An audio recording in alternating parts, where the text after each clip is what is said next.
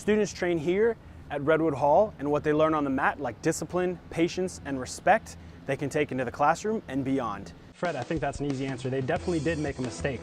The NFL needs to learn from their past, and they're certainly not learning from their past. They had two teams here in the 80s, the Raiders and the Rams. They were both winning teams, and the fans still did not come out and support them. Since the shift in power, there is hope in Lakerland that the past few years of mediocrity are coming to an end. The South Carolina women's basketball team beat Mississippi State 67-55 last Sunday for the women's national championship. Russell Westbrook was chasing history on Sunday, looking to become the first player in NBA history to get 42 triple-doubles in a single season. It's always been LeBron versus Kobe. Are the LA fans supposed to accept LeBron? I don't think that's going to work. They need to bring two players, Paul George, Russell Westbrook, LA natives. That's going to work. Do you think it's possibly closed-minded of people to make the connection between patriotism and football? It seems a lot of the reason people are mad is because, in a way, in their view, he's disrespecting the country by kneeling. Is that a fair juxtaposition to make between patriotism and football? Brazilian Jiu-Jitsu is a martial art focused on grappling and submissions. The objective is to submit and make your opponent quit through a number of chokeholds and arm and leg locks. Club Vice President Robert Zaragoza says there's a lot more to learn than just submissions. One of the main things we learn out here in Brazilian Jiu-Jitsu is respect. Respect to others. There's a lot of discipline. A lot of people come here to get in shape. Participants spend at least 1 hour in each class free rolling. Free rolling is when jiu-jitsu players go all out trying to submit and defeat each other.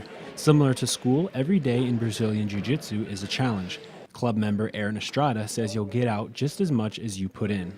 If you step onto the mat, you put in the work, you eat right, you train day in, day out, then you're going to get your hand raised because you put in the work. You can't get cheated out of that. You know what I mean? Just like with school, if you study hard, if you do everything you're supposed to do, you read the text, you do the extra work, you're going to get the grade. Jiu-jitsu is obviously a very physical sport. Club president Daniel Goking thinks jiu-jitsu is not only a fun hobby, but a way to make new friends. I love the fact that doing all this, even though it's definitely very close contact, you get to know people. Brazilian Jiu-Jitsu is not only great exercise, but teaches people self-defense. You feel confident, you feel more at ease. You feel more like you could take the world on. Not necessarily like you're going to look for a fight, but like you learn to fight so you don't have to fight. Students train here at Redwood Hall, and what they learn on the mat, like discipline, patience, and respect, they can take into the classroom and beyond. In Northridge, Jordan Williams for Valley View News. All three teams. He'll be the first person ever to do that. I don't think people care about that. People care about history and legacy. Kobe left a legacy in LA. He won titles here. LeBron James winning titles in different cities, that doesn't cut it. No, he's making super teams everywhere he goes. After Dustin Johnson pulled out of this year's Masters, it was anyone's guess as to who would take home the green jacket. It was only the second time in the tournament's history that the world #1 would not be playing. We go straight to the 18th green on the final Sunday. Justin Rose with a chance to put a lot of pressure on Garcia, but he misses the birdie putt, leaving the door open for Garcia to win the Masters and his first major victory, but Garcia misses the putt too. Putt did not break as Garcia thought it would. Now we're going to do it all over again. Back to the 18th, sudden death, Justin Rose tee shot. He's looking right, and it's going right. The tee shot would end up in the trees and leave Justin Rose with a tough second shot, and he would go on to bogey the hole. Garcia now with 2 chances to win the Masters, but he's only going to need 1. He sinks the birdie putt to win his first green jacket. It was Sergio Garcia's first major victory in 19 years as a professional. In 2 months' time, Garcia will look to become the 7th golfer in history to win the U.S. Open and the Masters in the same year. Baseball's opening day began with some fireworks. We start in St. Louis, where the Cardinals were hosting the Cubs in the 9th inning up 3-0, and Cubs catcher Wilson Contreras goes deep to tie the game at 3. Don't celebrate too soon, though. The Cardinals loaded the bases with Matt Carpenter at the plate, and he's going to find the sweet spot of the bat in the left center to walk it off for the host Cardinals. Now to Arizona, where the Diamondbacks were hosting the Giants, and Madison Bumgarner takes the 2-0 pitch deep to left field for his second homer of the day, giving the Giants a 1-run lead in the 7th. Now to the 9th, tied 5-5 with Chris Owings at the plate, and he's going to hit a blooper to right field to walk it off for the Diamondbacks. The Dodgers opened their season with a 14-3 win over the Padres. The Dodgers are currently in an away series with the Colorado Rockies. You made a good point about players in their communities. Do you think it's okay for the audience, the fans, to expect players to have a response? Like if something's going on in their community, are those players not a representative of that community in that city they're playing? Or do you think that's kind of too much as well? It's a matter of choice. The Lakers were looking to make it 4 in a row against the Minnesota Timberwolves. Race favorite Dale Earnhardt Jr. was all smiles before the race, but unfortunately for him, that smile quickly turned to a frown as he crashed after 104 clean laps. For the second time in 3 years, the Los Angeles Kings will not be in the playoffs. Despite this winning streak, the Lakers will finish as one of the bottom teams in the NBA, which is a good thing for their draft position.